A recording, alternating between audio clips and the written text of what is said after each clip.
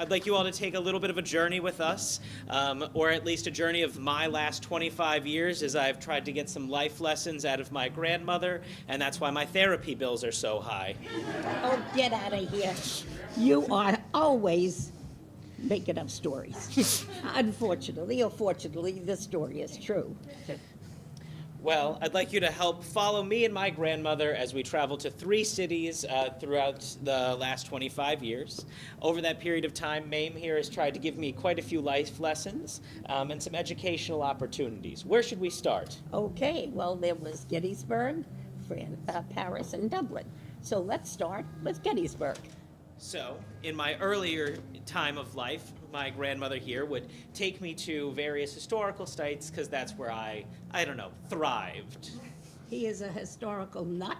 He has been from the time he has been able to read or walk. So, since the moment he held my hand from when he was born, I had a plan to take him around the world in as many places as possible on my dime.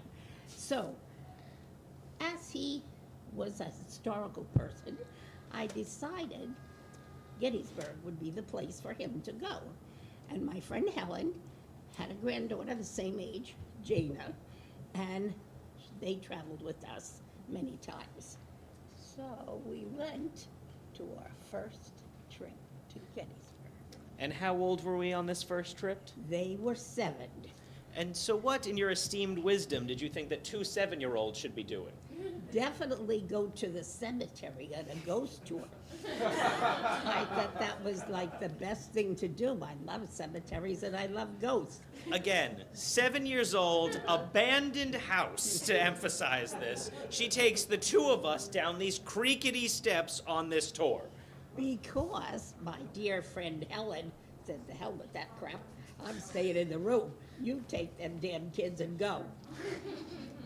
So we arrive, and the tour guide tells us, "I want you to realize there are ghosts out there, and children get frightened." So I say to myself, BS on that. I'm taking these kids down and they're gonna get an experience. We go down the stairs and they follow. Yes, and then we go down the stairs, and much like a ghost tour does, the tour guide was correct. Now, I'm not one for much into the spirits of the ghosts or whatever, again, at 7, but what I start to feel is a punching in my stomach. Not like a breeze, like a ghost that's been doing CrossFit for the last 20 years. And Jana, again, same age, feels like someone is choking her. And so we are, like, being beaten up. We're getting paranormally jumped at the basement of this abandoned house. Ridiculous. I say, come on, let's go back upstairs, because you 2 are crazy and you are acting like nuts. Well, after the ghost had squeezed my bladder downstairs, I had to pee. And so my darling grandmother, in all of her wisdom, says, "What? Go pee in the corner over there. Nobody will see you." And so what do? I followed my grandmother. I went over and I went to the bathroom. And as soon as I zip up my fly, I look up and there's in big letters, Gettysburg Historical Preservation Society. And so now that building no longer just has artifacts from the Civil War, but also my childhood shame. And so I went back around to go tell my grandmother what I had seen, and there she was, sitting on a bench, and in big letters above her reads, "Bathroom." You must read before peeing at all times. Now, the first thing you do is take advice, read, and follow directions. I tried, but that's not what happened with the hookers. Well, that's what happened with the hookers. That's how we got to Paris. For my 13th birthday, my grandmother and I talked about she wanted to take me on an international trip, which was generous and kind. But as we arrived at Charles de Gaulle Airport on New Year's Eve, we had one lingering thought. What was that? We're not paying for any damn cab in this city because we'll be broke. Let's take the train and see what happens. And so, in the lovely 3 weeks of French lessons that I had acquired before we went on this trip, I paid for those lessons. like you paid for the slightly classier hostel we were staying at, I paid for that too. I had no idea really what I was reading, so I went up to a map. And as I looked at the map, I had no idea what I saw, and so I went over to these lovely, modestly dressed women standing next to the map, and they gave me the sort of pat on the head, stupid American boy allure, which I thought meant go that way, and nothing came of it. So next stop was the police officer standing next to them, and I said, can I get some help or whatever? And that's when I got my newest French lesson, prostitute, as he went off to arrest them for solicitation. Ridiculous. Those lovely ladies weren't doing anything. They looked wonderful just hanging out. Well, I had no idea what I was saying to them. Of course not. You didn't learn your French lessons. But importantly, I felt I was learning a real lesson, that I could be worldly and that I could be trusted in a foreign country. And that's what I was ready for Dublin, the final big trip before I made adulthood. Yeah, right. Keep working on it. He was working on it, and he's still working on it. Go ahead. We went to Dublin. What happened? And I was unprepared. As we had arrived... As usual. I was 17! And as we arrived in Dublin, one of the things that I needed to do was, felt like I could see the world. And that was what she was hoping to inspire in me.